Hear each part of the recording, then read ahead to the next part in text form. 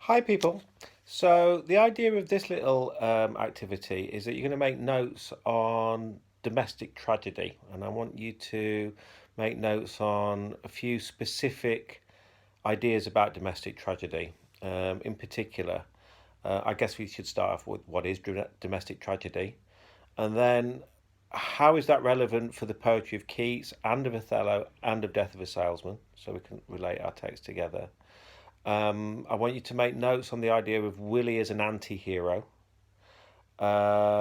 I want you to make notes on the way that Miller integrates bigger ideas, which are political ideas and ideas about morality, into domestic tragedy. And then finally, as a conclusion note, why is domestic tragedy of particular interest in the 20th and 21st centuries, in other words, in the modern world? Because I think it is really. So let's go back to the top. Okay. Hopefully, you'll have had a look in your Death of a Salesman resource booklet with the yellow cover, and you'll have found the page about domestic tragedy, and you'll have read the notes which are in there, which are near the start. If you haven't, pause the video, read that through, and then come back to us. Okay. Having read that, you get quite a complicated set of characteristics of domestic tragedy, I think, in that booklet. I want to offer you a simpler definition of domestic tragedy, which is domestic tragedy is a tragedy which is about ordinary people um, and generally happens in the family. And that's it. Okay, that's your basic definition of domestic tragedy. What do we mean by ordinary people? Working class or middle class people. Um, and this, if you think about it, is immediately challenging Aristotle's idea of the tragic hero who has to be some kind of great figure, some sort of king or emperor or warrior or some sort of superman. Now, with domestic tragedy, that is not the case. You are dealing with ordinary experiences of ordinary people. Now, in the yellow booklet, the resource booklet, it talks about a lot about modern domestic tragedy, and I think it adds in a lot of ideas about modern tragedy into the idea of the domestic tragedy. But here's the thing: domestic tragedies have always been popular. If you go right back to Shakespeare's time, there was a play called Arden of Faversham, which is about a murder which happened in an ordinary family in an ordinary village somewhere in the Midlands, right? So just and it was kind of big news at the time. It was in the broadsheets and it was in ballads and things like that. And a play was written about it. Modern scholarship thinks that Shakespeare might have had a hand in the writing of that play. He might have co-authored it. Um, but domestic tragedies kind of got forgotten a little bit, really, in the history of literature. So these more traditional forms of tragedy, which are about great people, your King Lears, your Othellos, have become much more emphasised. But domestic tragedy has always been there. And domestic tragedy, this tragedy of the ordinary person in an ordinary family, is something that Miller picks up in a really big way in the 20th century in Death of a Salesman. Now, one idea that gets introduced in the Yellow Booklet, which is added into the idea of domestic tragedy, is the idea of the anti hero. Now, the anti hero is not a necessary feature of domestic tragedy, it's another idea, really. But I can see how they go together.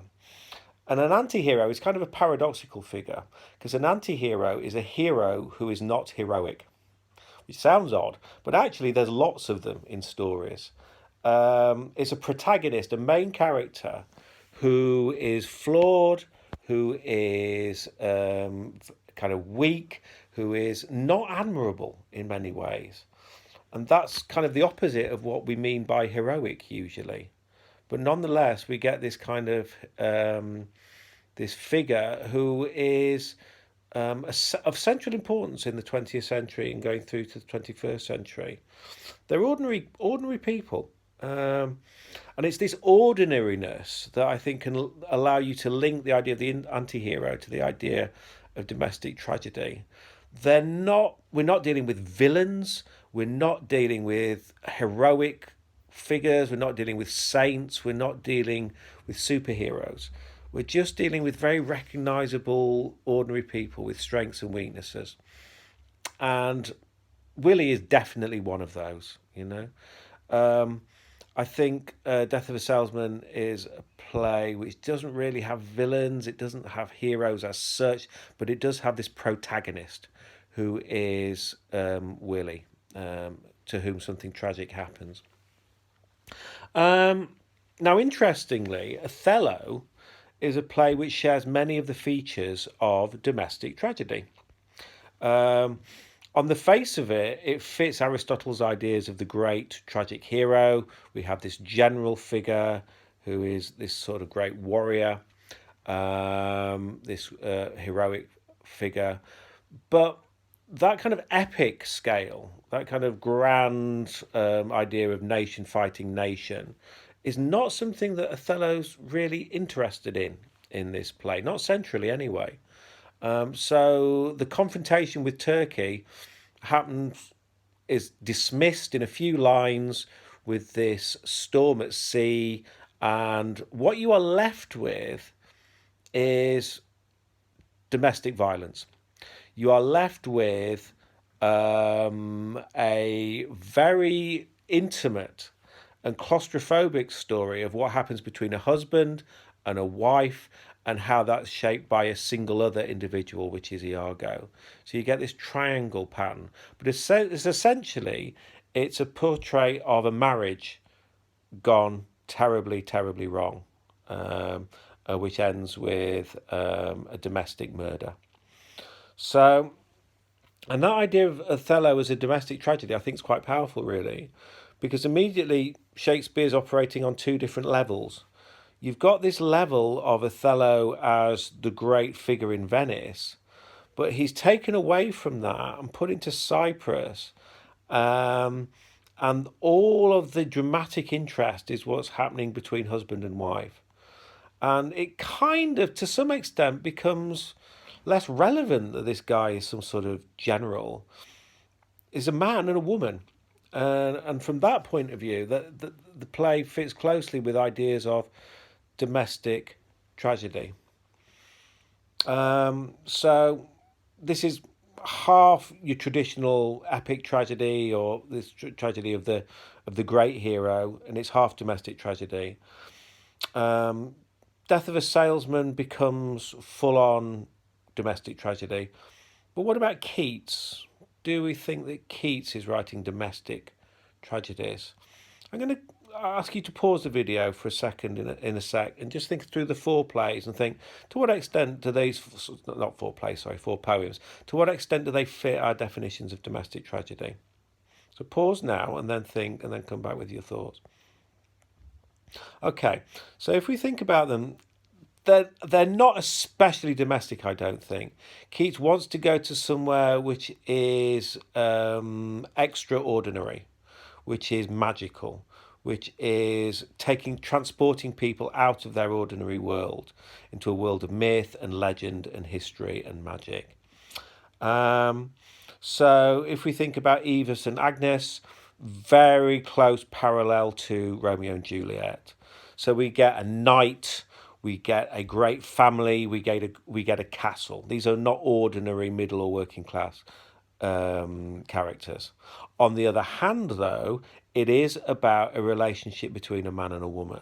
And that close focus means there is a little bit of a domestic quality to this. But all the plot and all the circumstances of this relationship we would not define as domestic. There is something more epic and extraordinary about it. If we look at Belle Dame sans Merci, again, it's very close up and focused on the intimate, but you're falling in love with this supernatural fairy woman. And again, we have a knight in shining armour. So we're not using characters that we could easily identify with. Now, I think if we look at Isabella, again, we have these, we have a world of privilege and a world of an elite, and the brothers kind of have this villainous character. So this is a more traditional tragedy, but there is something within that domestic household which is very intimate. So, like Othello, there's kind of a mix of the characteristics, but it's nowhere near as domestic as Miller takes things in Death of a Salesman. And then finally with Lamia, I think you can see, well, we're not even dealing with a human being here. We're dealing with this sort of snake demon queen figure. And this is a very long way from domestic tragedy. But even there, once we move into the Purple Palace, once you've got that man and that woman sort of drowsing next to each other, there is a weird kind of echo of the domestic about it. This kind of intimate, loving um, space, and I guess that's the place where we can all connect to this story. And it's not simply about these completely alien characters, but it does communicate something about real human experience. Okay. So we've talked a little bit about anti-heroes. Now I want to think about why domestic tragedy could be a particularly powerful form of tragedy for the modern world and how Miller uses it specifically. Now, basically, I think domestic tragedy fits very closely with the ideas that you've seen in Miller's essay, Tragedy in the Common Man. Now, as soon as you've got that idea of the common man, um, this is Miller specifically domesticating tragedy, taking it away from the elites, the great epic stories, and locating tragedy within very ordinary experience. Um, and this is why, again, Miller is writing about an anti hero because he's not heroic. And 99.9% of us aren't heroic characters. We're just kind of messy, complex combinations of strengths and weaknesses. And that's what Willie is really. And what Miller is doing centrally, and what I think makes him an important writer in the 20th century, is fully valuing and respecting and paying attention to ordinary experience and saying that the experience of ordinary anonymous people who history would pay no attention to, nobody will remember who Willie Loman is once he's dead, but nonetheless that experience is just as valuable and as important as some kind of prince or king or politician or president. And basically, I think that's a democratic idea. So it's an idea that comes from an idea of equality, that all our experiences are equally valid. My pain and your pain and Willie Loman's pain is neither less nor more important than the pain of Lamia or Apollonius or Lysias or Othello or Desdemona. Each of these individual experiences is valuable and to be respected. It's one of the reasons why I think Linda's line, "attention must be paid," is such a powerful line in the play. And Miller's asking something very demanding of us. I think that every human being in the world has their dignity and has their importance, and we should pay attention to them. And that's difficult in the real world. But Miller puts this spotlight onto a family that would otherwise be ignored by history and by literature. Historically, their experiences would not be seen as significant and important. But Miller says they are. And they're the kind of experiences that we see in soap opera, EastEnders, Coronation Street. These kind of traumatic relationships are clearly very powerful. So finally, what use does Miller make of this domestic tragedy? Well, firstly, we can identify with it. There's a process of identification and recognition. We see our lives in this domestic tragedy, and that makes it especially powerful. But Miller goes beyond that. He's not just writing a soap opera. He shows how ideas of the American dream and of capitalism and of identity that are coming from Willy Loman's culture shape him and corrupt his soul and corrupt his relationships with his family. So I think Miller does something very impressive and very powerful. He's able to deal with very big ideas about capitalism and about the modern American um, soul, really. What is America? What should the ideals of the American be? And Willy Loman takes these into himself and incorporates them into his soul, really.